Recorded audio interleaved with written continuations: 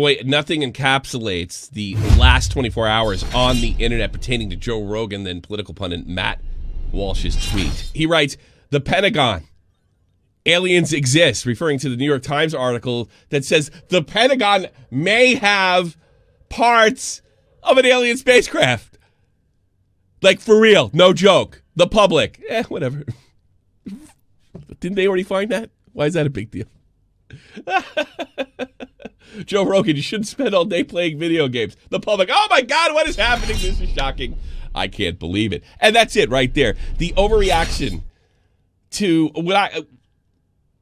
an opinion that is objectively correct, in general at least, turned into, you're saying I'm a bad person, you're saying video games are a waste of time in all scenarios. And it was not, no critical thought went into the people that freaked out over this. And it really started from a Dexterito. This is a Dexterito tweet. Some people stuck up for Joe Rogan. I certainly did. I think he's actually correct. He's actually correct. I don't think there's any denying it. That yes. So let's put in what Joe had to say. And notice that he says he's talking about himself. And I don't think in gamers in general. And I think some gamers, sometimes you can't take criticism, man. You let me down. I love you. Gamer, I love you. Take a little criticism. I don't know if even this criticism is aimed directly at you. I guess that's up for debate. But listen to Joe carefully. Use some critical thinking skills here. And we'll get through this together. And video games are a real problem. They're a real problem. You know why? Because they're fucking fun. Damn. And you don't, I have a real problem with them. And I have a real problem with them. You do them, and they're real exciting, but you don't get anywhere. Right. It's like you could do like martial arts, right? You could learn jiu-jitsu. You get obsessed by jiu-jitsu, and then 3 years later, you're like an elite jiu-jitsu athlete. You're entering in competitions. You're a purple belt. You're moving up. Yeah, you're doing well. Right. You're thinking like, I might be able to open my own school one day. You got confidence. Yeah, if I have 100 students, and those 100 students are paying me X amount of dollars per month, I can make a living. Holy shit, I can have this would be amazing. And then you see your jiu-jitsu school, and your jiu-jitsu instructor has all these students and drives a Mercedes, and he's got a nice family, and like, that's the future. This way you're doing something exciting and fun, and you don't. Or you could just be playing fucking video games. 3 years later, you could be that same kid just playing video games, waiting for the next whatever the fuck game is, next Xbox game to come out, and you're gonna waste your time. Is there anything wrong here? It's obviously he throws jiu-jitsu in. It's obviously a personalized take. But let me change it. Coding. Hey, the odds are better if you throw yourself into coding. You're going to get something more productive than if you throw that same amount of time and effort into gaming. The odds of making it in gaming journalism, gaming entertainment, esports is slim and none. And that is not a lie. There's so many other things that you could be doing that will have a payoff, and that's what he's talking about. It's a little bit in general. It's a little bit from his perspective. I do not understand why this is so controversial.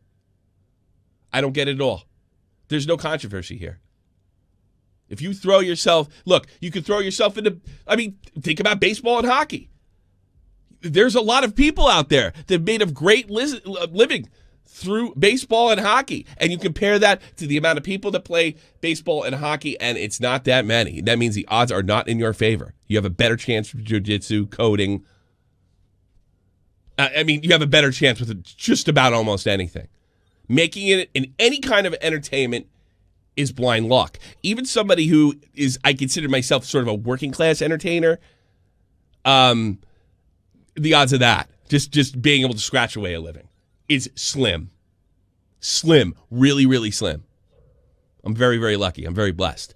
And I'm no millionaire. And I'm probably not going to be. So, there's been a lot of, I could go over the takes, but I want to go, the takes I found the most interesting were the ones from the pros,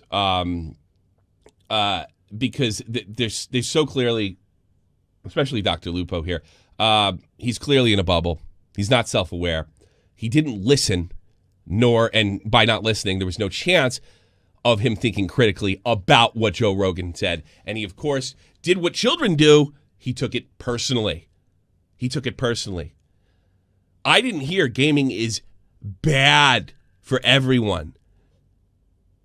I didn't hear gaming is a total and complete waste of time and you shouldn't do it. A lot of people heard that. So here comes the whatabouts. Listening to this podcast is a waste of time if it's all you do all day. And wait for the next episode. Yeah, how passively aggressively brave of you. Yeah, that's actually a fact. It's not even that funny of a, snark. It's a fact. If you just sit around, and I don't think Joe Rogan would deny that. So what would you expect Rogan to say? What do you mean? If you listen to my stuff all day, you'll be rich and famous. No, he's not saying that. He's not suggesting it. Your joke sucks. Generalized bad take is bad. How? What are you, an Indian? I mean, really. How do you speak generally? Should you never speak generally? Or in general?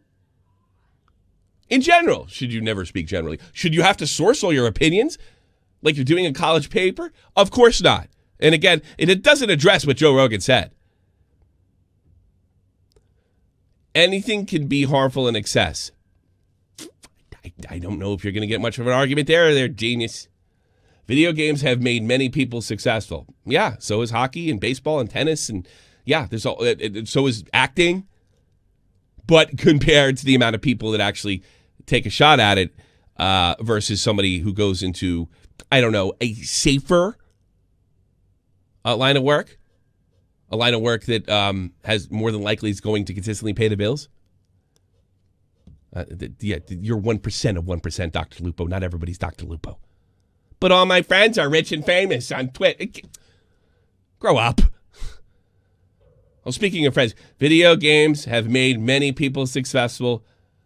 They're the cause for a majority of my friendships.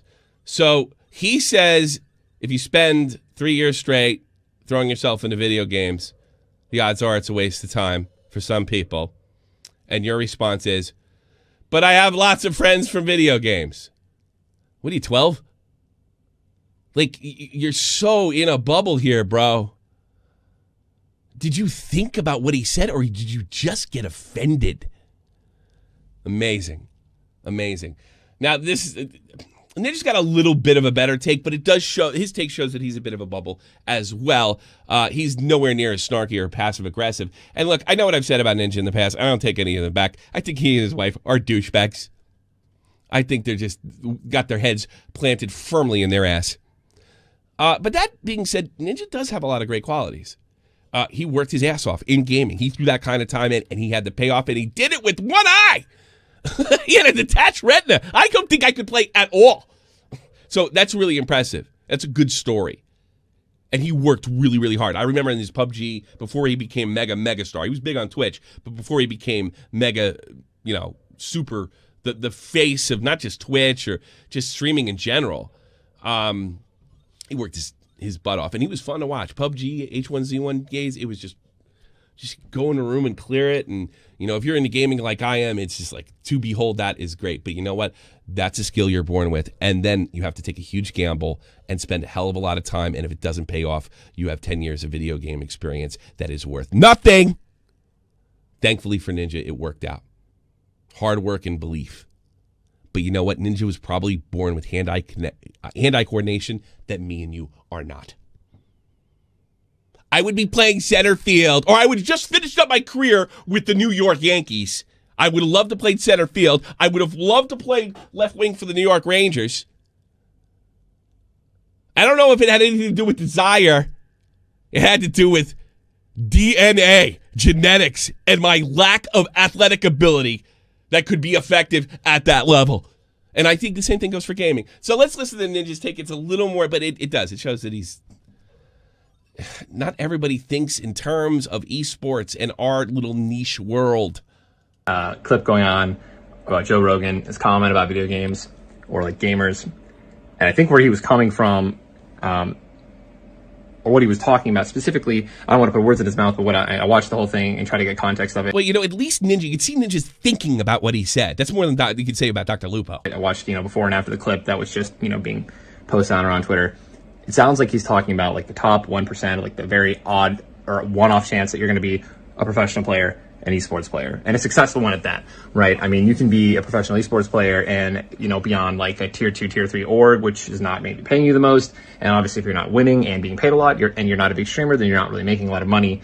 So I'm assuming he's just... I'm actually sure Joe Rogan didn't think about it that deeply. I think he was talking about the average Joe. Essentially, that's what you're saying. But I don't think Joe knows so much about esports and, the world that you live in Ninja. So I think he's going a little too deep with this, but I don't know that he's wrong. I think he's and in fairness to Ninja, he may be speaking to the gaming community that understands the jargon that he's putting out. Okay. Just basically talking about, the top 1%, you're winning every tournament, you're on a top organization, you're making a shitload of money, you're successful. And I mean, he talks about how, gaming can potentially not really get you anywhere, right? You're putting a lot of time into it and you're just mindlessly playing video games. I just don't think what Joe doesn't really understand then the full context of what the gaming community is and how many different avenues you can be successful in gaming. I mean, there's streaming, just content creation. I don't think he was thinking that at all. I was thinking, in general, the most, and that's the thing. You can. There is streaming. There's gaming entertainment. There's being a tournament player. There's being somebody like Slasher. The odds are just overwhelming. You're not getting there. Now, in fairness, there are more employment opportunities opening up. That's true, and that would be great. That means it would take, more people get paid by putting that much into the hobby. And maybe it's changed so much from, when the 80s, when, these arcades were like the social nexus of gaming. And that's where you met people and learned tricks and stuff. There was no money in it back then. Maybe it'll open up to the point where, it's pretty easy to work in gaming and pay your bills and have a nice family. I don't think, but Joe's not going that deep.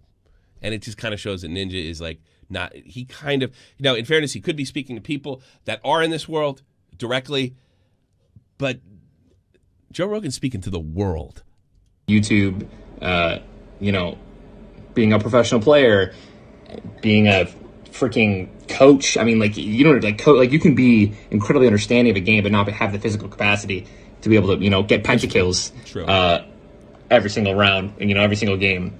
But that doesn't mean that, there's not a job for you, right? That doesn't mean there's not a place for you in the gaming community where you can be successful. That's also true. Especially when, coaches are being valued more and more in the gaming community now, which is a beautiful thing to see because coaches have been in sports forever. So, I mean, I'd love to go on and talk about it more, but I think that if you guys are in the gaming scene, we all know there are so many different ways you can be successful. There's so many different ways that you can make a living out of it. So, keep gaming. Continue to educate yourselves, and love you guys. And also would love to be on the Joe Rogan podcast. Talk more about it. That would be great. That would be great. And he's talking, what he's failing to address, though, and he doesn't have to. He doesn't have to source everything. There are more things opening up. There's no doubt about it. But it's like, all right, it might be easier to obtain a coaching job in gaming than it is to be a ninja type. Certainly, Ninja's completely one of a kind. But even those jobs the odds are just overwhelming. And the competition would be fierce. Gaming's huge, it's bigger than Hollywood. So I think what you got to do is you got to take, the amount of people that try this versus the amount of people that are successful. I honestly, the amount of people that try and get into coding and become successful and graduate have a lot better chance of paying their bills than somebody that put that same amount of time into gaming. That's a fact, and that's all Joe Rogan was saying. Now, I appreciate Ninja actually giving this more thought than Dr. Lupo and 90% of the criticism out there. Joe didn't have the whole spectrum of it, but he's speaking to the average, pardon the pun, Joe. That's all he's doing. I love gaming. I don't think it's a waste of time. I don't think Joe Rogan said, don't follow your dreams if you want to get in the gaming industry. But certainly, if you're not seeing a payoff and you don't have a plan, and I think Ninja would agree with me on this, you need to get rolling and find something else to do. I spent thousands. You can see the crap that I've had these things shipped to Europe. They're not easy to get over here. I'm buying Raspberry Pis. I'm learning all sorts of stuff. It's a money dump because I can afford it. I don't expect my gaming streams hold at 10 or 20 people. My talk show does okay, and I can make a living through that. Oh boy, the odds of that are slim and none. Try doing a podcast and get as far as I can. Less than 1% of you be able to do that. Somebody might out there. I've seen people pass me, but it's not a lot. It's not a lot. So this is not an attack on gaming. It's not even an attack on gamers. It's putting things in perspective. What are the odds of this being productive? I don't expect it to be productive. This is a money dump. This is a hobby. Hobbies cost money. They're money dumps. And I love it. I get a lot out of it as far as my personal entertainment is concerned. But if you think you're going to sit back and just play and wait for that next Xbox game, absolutely nothing's going to happen. If you say, I want to play and I want to learn, I want to do this so I can go into, I have a plan, go for it. Go for it. Get it. Go get it. Go get some. Nobody's telling you, including Joe Rogan, that can't be done. If anything, he's begging you to ask yourself a question. Is this worth it, or have I wasted my time? For young people, that's something they really need to be conscious of.